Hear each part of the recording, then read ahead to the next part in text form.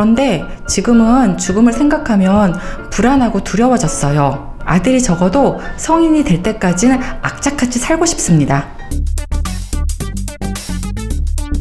안녕하세요. 닥터 전미경입니다. 오늘 영상의 주제는 불안입니다.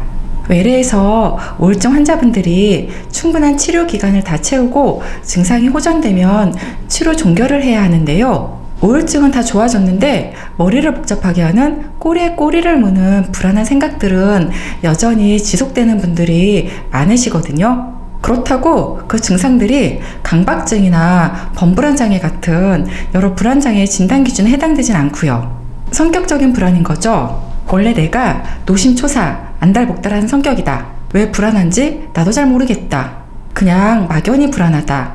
이렇게 본인들도 말씀하십니다.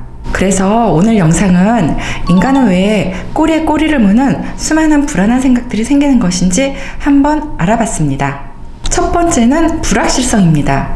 내 미래가 어찌 될지 모르면 인간은 불안해지죠. 전쟁이나 경제 위기 상황에서는 누구나 다 불안합니다. 내가 지금 임용고시를 준비하고 있는데 붙을지 떨어질지 모르면 불안하잖아요. 미래가 정해지지 않은 취준생들은 항상 불안할 수밖에 없죠. 또 내 팔자가 남의 손에 있으면 역시 불안해지죠. 옛날에 노예나 노비들은 인생 자체가 불안하죠. 주인이 변덕에 따라서 멍석말이도 당하고 다른 사람에게 팔리기도 하잖아요. 내 남편이 술 마시면 깽판치고 온갖 성질 부리는 사람이면 와이프 입장에서는 불안하죠. 남편이 술을 마시나 안 마시나 오늘 심기는 어떠나 이리 눈치를 보게 되면서 불안합니다. 내 처지가 현재와 미래 불확실하다 생각하면 누구나 다 불안해집니다. 두 번째, 내가 무능하다 생각하면 불안합니다. 전쟁이나 경제위기 상황처럼 세상의 판도가 뒤바뀌는 상황에서 떼돈을 버는 사람들도 있죠. 그들에게 전쟁이나 경제위기는 기회로 다가오기 때문에 불안하지 않죠. 하지만 대부분의 일반적인 사람들은 이런 상황에서 불안하죠. 피난도 가야 하고 가족들이 죽기도 하는데 할 수 있는 것이 없으니 얼마나 사는 것이 힘들고 불안하겠습니까? 시험 공부를 할 때도 내가 충분히 공부를 했고 모의고사도 충분히 합격선에 들 정도다. 이런 경우에는 불안하지 않죠. 1번이 불확실성과 연결이 되는 얘기인데요. 어떤 미래에 닥칠 불확실성에 내가 충분히 대처할 수 없다고 생각이 되면 인간은 불안해집니다. 세 번째입니다. 내가 무엇을 잘못했다는 느낌이 들 때 인간은 불안해집니다. 과거에 이불킥 사건을 떠올리면서 인간은 불안해하죠.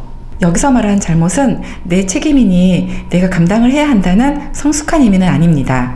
내가 잘못했기에 내가 책임을 져야 하는데 나는 무능하기 때문에 해결하기 어렵다라는 2번의 무능력과 연결되는 의미입니다. 친구랑 사소한 일로 서로 말다툼을 했단 말이에요. 내가 그때 좀 참았어야 했나? 내가 이건 좀 잘못한 것 같다. 어찌 해결해야 하나? 이런 마음이 올라오면서 인간은 불안해지죠. 이런 경우에 마음속에서 궁극적으로 걱정되는 것은 친구에게 상처를 주었다는 성숙한 마음보다는 다른 사람들로부터 손가락질을 받지 않을까 걱정되는 마음이 더 크죠. 고대 사회에서는 잘못을 저지른 사람은 무리에서 쫓겨나 동굴 밖으로 축출되었죠. 이런 경우 인간은 혼자 살지 못하기 때문에 생존할 수 없게 되죠. 인간은 기본적으로 본인이 속한 사회에 대한 소속 욕구가 있어서 타인으로부터 비난을 받는 상황을 두려워합니다. 네 번째, 타인에게 평가받을 때입니다. 저도 이거 되게 큽니다. 큰 강연을 해야 할 때나 남의 유튜버 채널에 출연을 해야 할 때 그 전날에 걱정이 돼서 잠이 잘 안 올 정도입니다. 제 외래에 오시는 분들 중에 피아노 학생들이 기말고사로 교수님 앞에서 개인 연주를 할 때 불안을 감소시키는 약 받으러 오는 분들 꽤 계셨고요. 혹은 보디빌딩 선수들 오신 적도 여러 번 있었습니다. 야구 선수 중에 마운드에 서야 하는 투수분도 공 던지기 전에 굉장히 떨린다고 합니다. 운동선수들은 다 멘탈갑이라고 생각했는데 그들도 떨리는구나 싶어서 좀 놀랬어요. 그런 상황에 인데놀이라고 먹는 약이 있습니다. 선수분들 오시면 일일이 약 하나하나 도핑도 봐드리는데요. 인데놀은 일반적으로 경기 중에 처방이 가능한 약물입니다.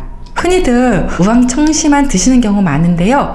정신과 오셔서 인대놀 처방받아 드시면 됩니다. 효과 좋습니다. 직장인 분들 중에 PT 전에 먹으려고 받아가시는 분들은 상당히 많이 계십니다.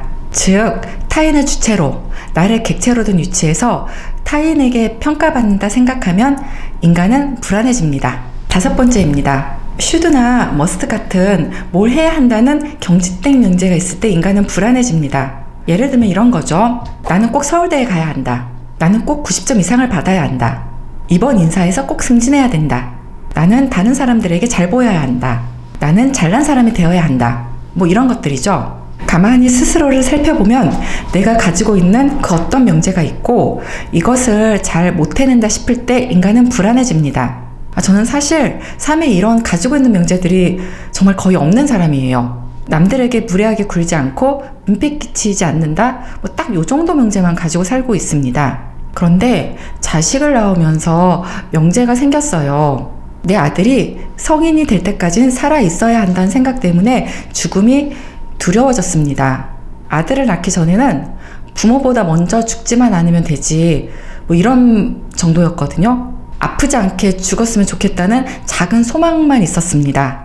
뭐 지금도 만약 암 진단을 받으면 열심히 삶을 마무리할 것 같긴 해요. 환자분들 치료 이어지게 병원 인수자 찾고요. 지금 쓰고 있는 책이 마지막 유작이 될 테니 빨리 끝내서 출판사에 넘겨줘야죠. 은행에 저축한 돈이랑 대출이랑 통폐 앞에서 빨리 정리해야 하고요. 지금 타고 다니는 자동차 명의도 남편에게 돌리고요. 명품 가방 몇 개 있는 거랑 목걸이 같은 거 울 언니나 친구들에게 나눠줘야 되고요. 딸이 없어서 이런 거 죽기 전에 다 주변 지인들 나눠줘야 합니다.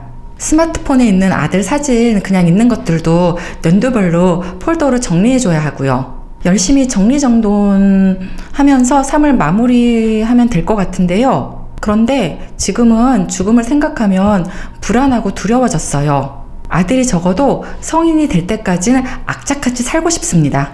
이렇게 인간은 스스로 만들어낸 명제에 나를 가두어서 불안을 만들어내는 존재입니다. 6번째, 나의 삶의 기준이 없을 때입니다. 5번과 연결되는 얘기입니다. 내 삶의 기준이 없어서 주변 사람들과 비교하면서 부안해동하면서 불안해집니다. 내 친구는 이번에 강남에 30평대 아파트를 샀는데 난 아직도 경기도권 아파트에 전세 살고 있다.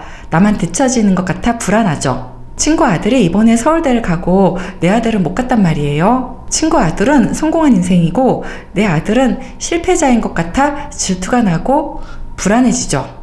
내 나이가 30대 초반인데 아직 결혼을 못 했단 말이에요. 주변 친구들은 거의 결혼했고 엄마도 결혼하라고 성화인 거죠.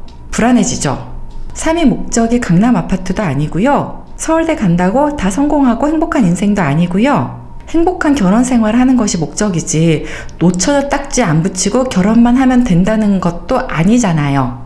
이렇게 인간은 나의 삶의 기준을 세우지 못하고 남의 기준에 맞춰 살게 되면요. 나의 개별성을 무시하고 보편성에 따르는 삶을 살게 되면서 불안해지게 됩니다.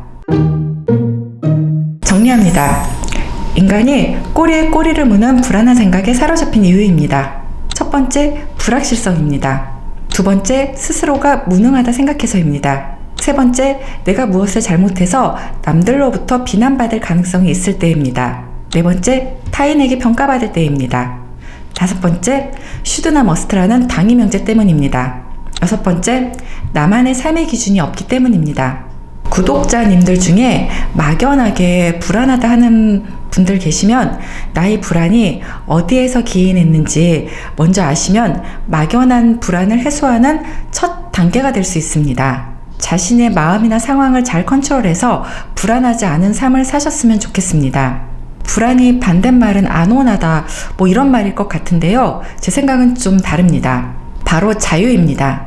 인간은 불안하지 않을 때 삶에서 진정한 자유로움을 누릴 수 있습니다. 이상 닥전TV였습니다. 구독, 좋아요, 알람 설정 부탁드릴게요.